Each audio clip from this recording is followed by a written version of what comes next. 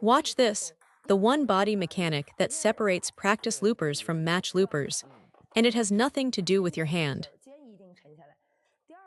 Let me start with a question. If you rated your ability to generate spin on a scale of 1 to 10, what score would you give yourself? Most players would honestly say about a 5. That's the reality for a lot of us. We think we're brushing the ball, but the spin just isn't there. Watch my partner loop a few here. See that? There's almost no rotation on the ball at all. It looks like a loop, the motion is there, but the actual spin, practically zero. This is one of the most common problems I see. And today I want to break down exactly why it happens and how to fix it. This is one of the most common problems I see. And today I want to break down exactly why it happens.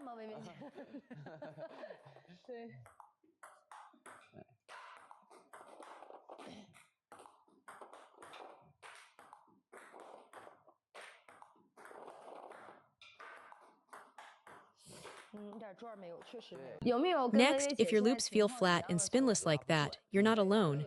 Let me show you the difference. My partner blocks while I loop one, feel the difference. Watch I loop one with real spin. See how the ball kicks off the block? That's what genuine topspin feels like. You want your loops to do that. But here's the truth, spin is a skill that takes real work. You can't shortcut it. You can tighten your core, compact your arm, and yes, that helps with power and timing. But friction, real friction on the ball, is a craft. It takes dedicated practice.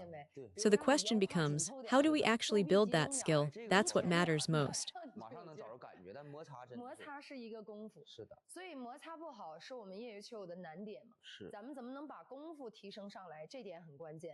Now I can't promise you'll loop with heavy spin by the end of today, but I can give you the method.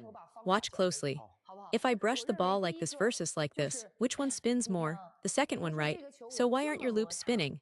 Because your entire arm is moving through one big sweeping motion. Your contact zone is this wide. Mine is this small, just a tiny burst right at the ball. It's finger force over a very short distance. Your wrist and forearm are swinging with too much range. Watch my racket head closely. See that snap of acceleration right at contact? That one instant is where all the spin comes from.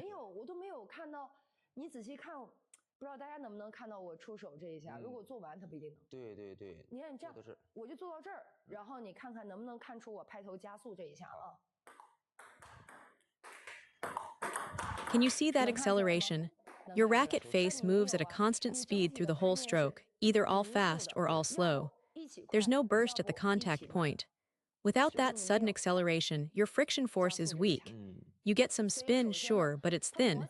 It's the same principle as serving. A sudden snap creates spin, not a long, even swing.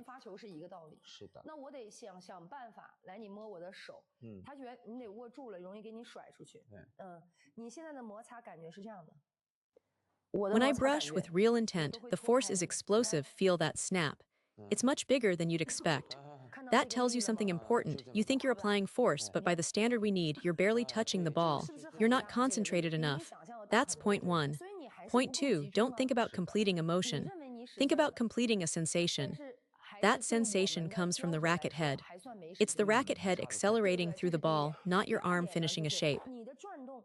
If you just push through the stroke and assume spin will appear, it won't. The racket head must whip. Fix this first.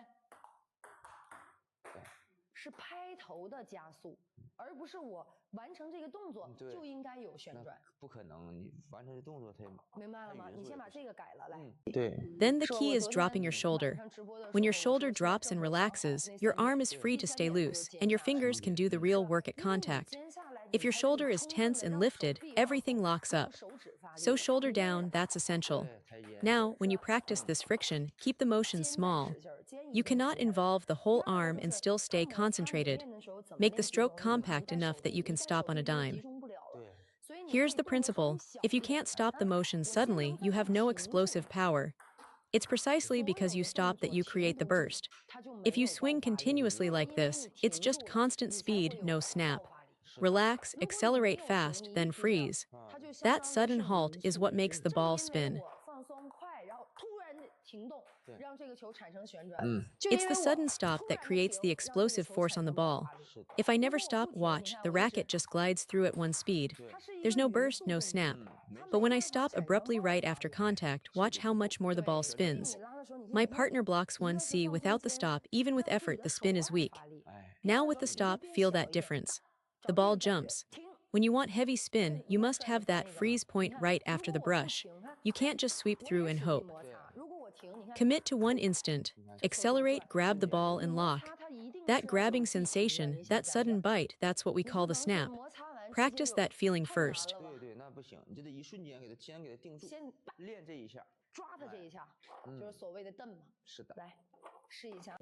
After that, now let's talk about the second reason your loops lack spin.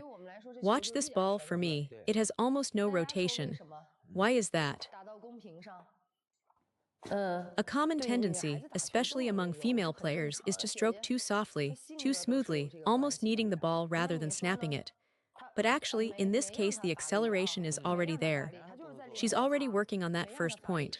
So why is the ball still not spinning? Think about it. The racket face is too open. Watch, if my racket angle is this open, I can accelerate all I want and the ball still won't spin. Now I close the racket face slightly, same acceleration. Immediately the spin changes completely. The racket angle makes all the difference.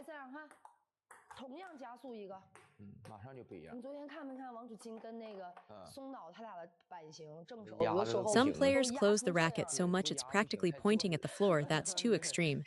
But you absolutely must close the racket face to some degree. Here's why. When you first learn to rally, you can get the ball on the table with an open face, sure. That kind of drive works for a while. But to generate real spin, you have to close over the ball so you can brush it thin. If the face is open, watch what happens when the ball meets my racket. The first sensation is impact, a collision. But when I close the face, the first sensation is friction, a brush. So keep the tiger's mouth, the web between thumb and index finger, pointing forward.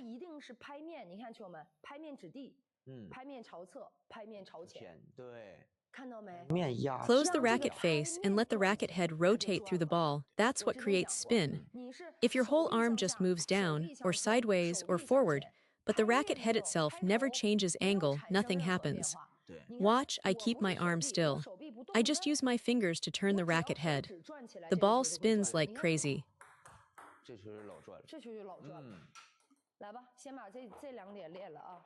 Now the racket tip. This is a huge issue for amateur players. Drop the tip down. Don't pull back first, just sink the racket head lower. Watch the difference on screen. When she drops the tip even slightly, the arc of the ball changes immediately. That ball is lifted entirely by friction, not by pushing.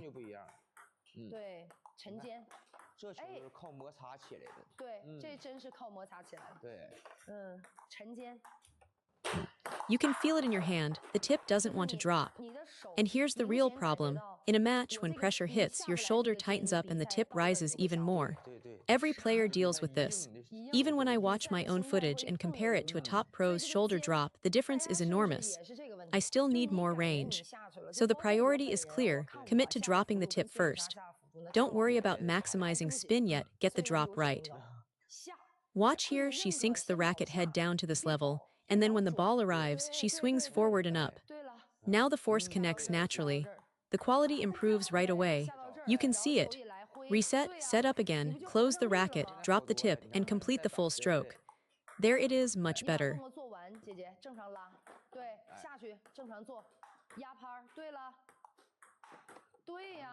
Look at that ball, the quality just jumped up. The spin is heavier and the arc is more consistent. Drop the shoulder, let the racket head turn through contact. Watch on screen as she demonstrates.